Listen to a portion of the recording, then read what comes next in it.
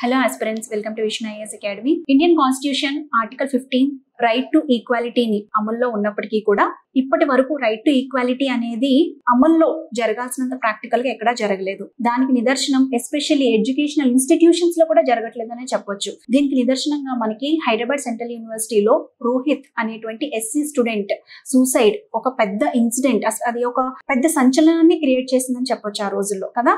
So దానికి stipend university కూడా reject చేసేయడంతో తన మనస్తాపానికి గురై బాగా ఆత్మహత్య చేసుకోవడం జరిగింది అనమాట. సో ఆయన చనిపోయే ముందు కర్ణాటక సీఎం సిద్ధరామయ్య గారికి ఒక లెటర్ రాస్తాడు. దాంట్లో ఎలాగైనా సరే ఈ ఎవరైతే సోషల్ డిస్క్రిమినేషన్ ఫేస్ చేస్తూ ఉన్నారో ఎడ్యుకేషనల్ ఇన్స్టిట్యూషన్స్ లో వాళ్ళందరినీ కూడా మీరే ఆదుకోవాలి, ఆదుకునేలాగా ఒక చట్టం తీసుకురావాలి అని చెప్పి తను రాసినటువంటి లెటర్ ని మనసులో పెట్టుకుని ఇప్పుడు Karnataka government Vemula bill, especially Rohith Vemula bill ని రేపు జరగబోయే మాన్సూన్ సెషన్ లో ఇంట్రడ్యూస్ చేయబోతుంది అనమాట. ఈ బిల్ ప్రకారం యూనివర్సిటీస్ లో చదివే ప్రతి స్టూడెంట్ కి వాళ్ళ యొక్క సేఫ్టీని, అలాగే వాళ్ళ యొక్క right to education, right to డిగ్నిటీని సేఫ్ గార్డ్ చేసే విధంగా ఈ దీంట్లో ఉన్నటువంటి చట్టంలో ఉన్నటువంటి ఆర్టికల్స్ ని వాళ్ళు పొందుపరచడం జరిగిందనమాట.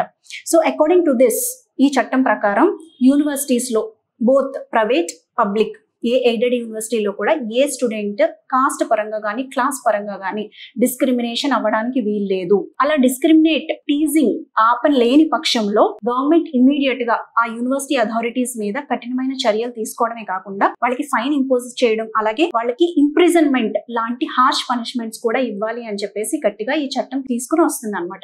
Let's hope this will make a very big change in all the educational institutions. Thank you.